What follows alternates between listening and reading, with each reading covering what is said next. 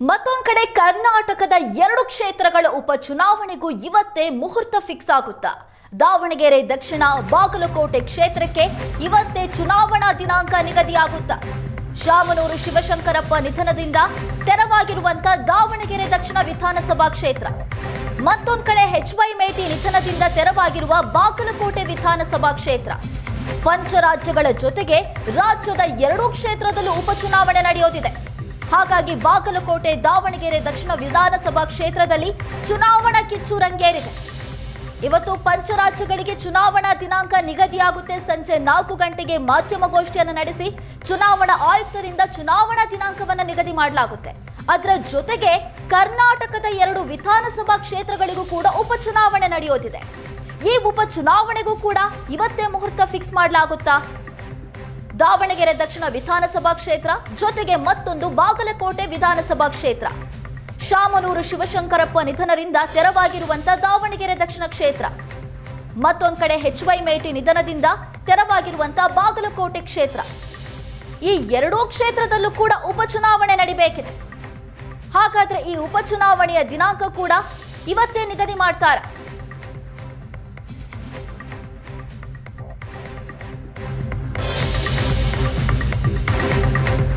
ದಾವಣಗೆರೆ ದಕ್ಷಿಣ ಕ್ಷೇತ್ರದ ಉಪಚುನಾವಣೆ ನಡೀಬೇಕಿದ್ದು ಬಿಜೆಪಿಯಿಂದ ಅಚ್ಚರಿ ನಡೆ ಕೇಳಿ ಬರ್ತಾ ಇದೆ.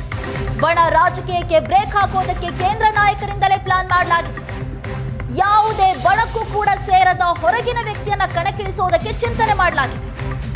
ದಾವಣಗೆರೆ ದಕ್ಷಿಣ ಕ್ಷೇತ್ರದಲ್ಲಿ ಟಿಕೆಟ್ ಪಡೆಯೋದಕ್ಕೆ ಜೋರಾಗಿದೆ ಕಸರತ್ತು. ತಮ್ಮ ಬಣಕ್ಕೆ ಟಿಕೆಟ್ ಪಡೆಯೋದಕ್ಕೆ ಪ್ರಯತ್ನ ನಡೆಸ್ತಾ ಇರುವಂತಹ ಸ್ಥಳೀಯ ನಾಯಕರು, ಬಣ ರಾಜಕಾರಣಕ್ಕೆ ಸಿಟ್ಟಾದ ಕೇಂದ್ರ ನಾಯಕರಿಂದ ಹೊಸ ಅಭ್ಯರ್ಥಿಗೆ ಮಣೆ ಹಾಕುವ ಮುನ್ಸೂಚನೆ ಸಿಗ್ತಿದೆ. ದಾವಣಗೆರೆ ದಕ್ಷಿಣ ವಿಧಾನಸಭಾ ಕ್ಷೇತ್ರದಲ್ಲಿ ಶಾಮನೂರು ಶಿವಶಂಕರಪ್ಪನವರ ನಿಧನದಿಂದ ಆ ಸ್ಥಾನ ತೆರವಾಗಿದೆ.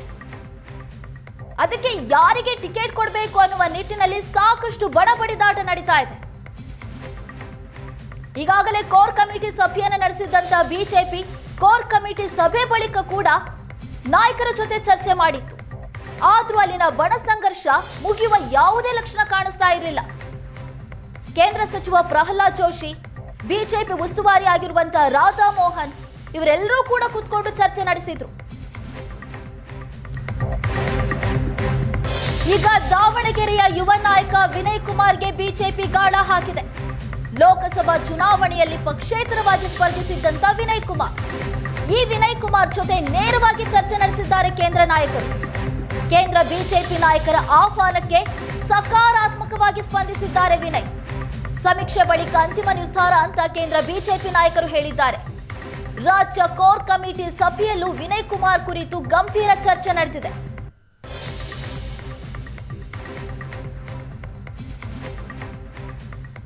ಈ ಬಗ್ಗೆ ಹೆಚ್ಚಿನ ಡೀಟೇಲ್ಸ್ ಅನ್ನ ಕೊಡ್ತಾರೆ ನಮ್ಮ ಪೊಲಿಟಿಕಲ್ ಬ್ಯೂರೋ ಆಗಿರುವಂತ ಆನಂದ್ ಬೈದನಮನೆ ನಮ್ಮ ಜೊತೆ ಸಂಪರ್ಕದಲ್ಲಿದ್ದಾರೆ.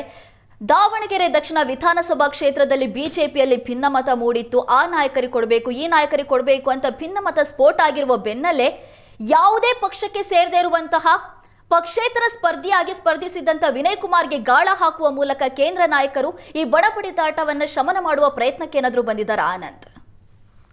ದಾವಣಗೆರೆ ದಕ್ಷಿಣ ಕ್ಷೇತ್ರವನ್ನ ಕಸಿಬೇಕು ಅಂತಕ್ಕಂಥ ಪ್ರಯತ್ನವನ್ನ ಬಿಜೆಪಿ ನಾಯಕರು ಮಾಡ್ತಾ ಇದ್ದಾರೆ. ಅದಕ್ಕೆ ಬೇಕಾಗಿರ್ತಕ್ಕಂಥ ಪೂರ್ವ ತಯಾರಿಗಳು ಈಗಾಗಲೇ ಮುಂದುವರೆದಿದೆ. ಬಹಳ ಪ್ರಮುಖವಾಗಿ ದಾವಣಗೆರೆ ದಕ್ಷಿಣವನ್ನ ಗೆಲ್ಲುವುದರ ಮೂಲಕ ಆಡಳಿತವಾಗಿರ್ತಕ್ಕಂಥ ಕಾಂಗ್ರೆಸ್ಗೆ ದೊಡ್ಡ ಮಟ್ಟದ ರಾಜಕೀಯವಾಗಿರ್ತಕ್ಕಂಥ ಸೆಡ್ಡು ಹೊಡಿಬೇಕು ಅಂತಕ್ಕಂಥದ್ದು ಪ್ರತಿಪಕ್ಷವಾಗಿರ್ತಕ್ಕಂಥ ಬಿಜೆಪಿಯ ಲೆಕ್ಕಾಚಾರ. ಅದಕ್ಕೆ ಬೇಕಾದ ತಯಾರಿಗಳು ಕೂಡ ಮುಂದುವರೆದಿದೆ. ಇದರ ಬೆನ್ನಲ್ಲೇ ಸ್ಥಳೀಯ ನಾಯಕರು ಈ ವಿಚಾರದಲ್ಲಿ ಸಕಾರಾತ್ಮಕವಾಗಿ ಸ್ಪಂದಿಸ್ತಾ ಇಲ್ಲ. ಯಾಕಂದ್ರೆ ಅಲ್ಲಿ ಬಣ ಬಡಿದಾಟ ಜಾಸ್ತಿ ಆಗ್ತಕ್ಕಂಥ ಹಿನ್ನೆಲೆಯಲ್ಲಿ ಪ್ರಮುಖವಾಗಿ 2 ಬಣದ ನಾಯಕರು ತಮ್ಮ ಬಣದಲ್ಲಿರ್ತಕ್ಕಂಥ ನಾಯಕರಿಗೆ ಅವಕಾಶ ಕೊಡಬೇಕು, ಪಡ್ಕೊಳ್ಬೇಕು ಅಂತಕ್ಕಂಥ ಪ್ರಯತ್ನವನ್ನ ಮಾಡ್ತಾ ಇದ್ದಾರೆ. ಮಾಜಿ ಸಂಸದರಾಗಿರ್ತಕ್ಕಂಥ ಸಿದ್ದೇಶ್ವರ್ ಮತ್ತು ಅವರ ವಿರೋಧಿ ಪಾಳೆಯ ತಮ್ಮದೇ ಆಗಿರ್ತಕ್ಕಂಥ ರೀತಿಯಲ್ಲಿ ಪ್ರಯತ್ನವನ್ನ ಮುಂದುವರಿಸಿರುವಂತ ಬೆನ್ನಲ್ಲೇ ಕ್ಷೇತ್ರವನ್ನ ಗೆಲ್ಲಿಕೆ ಇದು ತೊಡಕಾಗಬಹುದು ಅಂತೇಳಿ ಕೇಂದ್ರ ನಾಯಕರು ನಿರ್ಧಾರಕ್ಕೆ ಬಂದಿದ್ದಾರೆ. ಆ ಕಾರಣಕ್ಕಾಗಿ ಹೊಸ ನಾಯಕರಿಗೆ ಅವಕಾಶ ಕೊಡಬೇಕು ಅಂತಕ್ಕಂಥ ಚರ್ಚೆಗಳು ಕೂಡ ಮುಂದುವರೆದಿದ್ದು, ಕಳೆದ ಲೋಕಸಭಾ ಚುನಾವಣೆಯಲ್ಲಿ ಪಕ್ಷೇತರವಾಗಿ ಸ್ಪರ್ಧೆ ಮಾಡಿದಂತ ಸಿದ್ದರಾಮಯ್ಯಗೆ ವಿರುದ್ಧವಾಗಿ ಸೆಡ್ಡು ಹೊಡೆದು ಸ್ಪರ್ಧೆಯ ಮೂಲಕ ತಮ್ಮ ಅಸ್ತಿತ್ವವನ್ನು ಗುರುತಿಸಿಕೊಳ್ಳತಕ್ಕಂಥ ಪ್ರಯತ್ನ ಮಾಡಿದಂತ ವಿನಯ್ ಕುಮಾರ್ ಅವರಿಗೆ ಗಾಳ ಹಾಕಬೇಕು ಅಂತ ಪ್ರಯತ್ನವನ್ನ ಈಗಾಗಲೇ ಬಿಜೆಪಿ ನಾಯಕರು ಮಾಡಿದ್ದಾರೆ.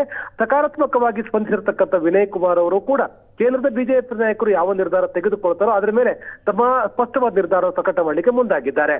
ಈಗಾಗಲೇ ಒಂದು ಹಂತದ ಸರ್ವೆ ಮಾಡಿರ್ತಕ್ಕಂಥ ಬಿಜೆಪಿ ನಾಯಕರು ಸ್ಥಳೀಯವಾಗಿ ವಿನಯ್ ಕುಮಾರ್ ಪರವಾಗಿ ಅಭಿಪ್ರಾಯಗಳು ಬರುವ ರೀತಿಯಲ್ಲಿ ಕೆಲವೊಂದಷ್ಟು ಮಾಹಿತಿಗಳು ಬಂದಂತ ಕಾರಣಕ್ಕಾಗಿ ವಿನಯ್ ಕುಮಾರ್ಗೆ ಮಣೆ ಹಾಕೋದ್ರ ಮೂಲಕ ಸ್ಥಳೀಯವಾಗಿ ಇರ್ತಕ್ಕಂಥ ಯಾವುದೇ ಬಣದ ನಾಯಕರಿಗೆ ಅವಕಾಶ ಕೊಡಬಾರದು ಅಂತಕ್ಕಂಥ ಚಿಂತನೆಯಲ್ಲಿ ಈಗಾಗಲೇ ಕೇಂದ್ರ ನಾಯಕರು ಇದ್ದಾರೆ.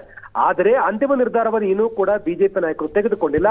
ಅದರ ಒಂದಂತೂ ಸ್ಪಷ್ಟ, ಎರಡೂ ಬಣದ ನಾಯಕರ ಬದಲಾಗಿ ಪಕ್ಷೇತರವಾಗಿ ಕಳೆದ ಬಾರಿ ಸ್ಪರ್ಧೆ ಮಾಡಿದಂತ ವಿನಯ್ ಕುಮಾರ್ಗೆ ಅವಕಾಶ ಕೊಡೋದ್ರ ಮೂಲಕ ಬಣ ರಾಜಕಾರಣಕ್ಕೆ ಬ್ರೇಕ್ ಹಾಕ್ತಕ್ಕಂಥದ್ದು ಮತ್ತು ಕುರುಬ ಸಮುದಾಯಕ್ಕೆ ಅವಕಾಶ ಕೊಡೋದ್ರ ಮೂಲಕ ಹೊಸ ರಾಜಕೀಯ ಸಮೀಕರಣವನ್ನ ದಾವಣಗೆರೆ ದಕ್ಷಿಣ ಕ್ಷೇತ್ರದಲ್ಲಿ ಮಾಡಬೇಕು ಅಂತಕ್ಕಂಥ ಪ್ರಯತ್ನವನ್ನ ಬಿಜೆಪಿ ನಾಯಕರು ಮಾಡ್ತಾ ಇದ್ದಾರೆ. ಕೋರ್ ಕಮಿಟಿ ಸಮಿತಿಯ ಸಭೆಯಲ್ಲೂ ಕೂಡ ಬಹಳ ಮುಖ್ಯವಾಗಿ ವಿನಯ್ ಕುಮಾರ್ ಹೆಸರು ಚರ್ಚೆ ಬಂದಾಗ ಅಂತಿಮವಾಗಿ ಹೈಕಮಾಂಡ್ ಯಾವ ನಿರ್ಧಾರ ತೆಗೆದುಕೊಳ್ಳುತ್ತೋ ಅದಕ್ಕೆ ಬದ್ಧವಾಗಿರೋಣಂತಕ್ಕಂಥ ನಿರ್ಧಾರಕ್ಕೆ ಈಗಾಗಲೇ ರಾಜ್ಯ ನಾಯಕರು ಕೂಡ ಬಂದಿದ್ದಾರೆ. ಹಾಗಾಗಿ ಅಂತಿಮ ನಿರ್ಧಾರವನ್ನ ಕೇಂದ್ರ ಬಿಜೆಪಿ ನಾಯಕರು ತೆಗೆದುಕೊಳ್ತಾರೆ. ಅಲ್ಲಿವರೆಗೂ ಕೂಡ ವಿನಯ್ ಕುಮಾರ್ ಕೂಡ ಯಾವುದೇ ನಿರ್ಧಾರವನ್ನು ಅಧಿಕೃತವಾಗಿ ಘೋಷಣೆ ಮಾಡಿಲ್ಲ. ಅಂತಿಮವಾಗಿ ಬಣ ರಾಜಕಾರಣಕ್ಕೆ ಬ್ರೇಕ್ ಹಾಕೋ ಜೊತೆಗೆ ದಾವಣಗೆರೆ ದಕ್ಷಿಣವನ್ನ ಗೆಲ್ಲಬೇಕು ಅಂತಕ್ಕಂಥ ಪ್ರಯತ್ನ ಭಾಗವಾಗಿ ಬಿಜೆಪಿ ಹೊಸ ರಾಜಕೀಯ ಲೆಕ್ಕಾಚಾರದೊಂದಿಗೆ ವಿನಯ್ ಕುಮಾರ್ಗೆ ಗಾಳ ಹಾಕೋದ್ರ ಮೂಲಕ ಅಂತಿಮ ನಿರ್ಧಾರ ತೆಗೆದುಕೊಳ್ಳುತ್ತೆ ಅನ್ನುವಂತ ಮಾಹಿತಿಗಳು ಈಗ ಸಿಗ್ತಾ ಇರುವಂತದ್ದು. ಥ್ಯಾಂಕ್ ಯು ಆನಂದ್, ನಿಮ್ಮೆಲ್ಲ ಡೀಟೇಲ್ಸ್ಗಾಗಿ.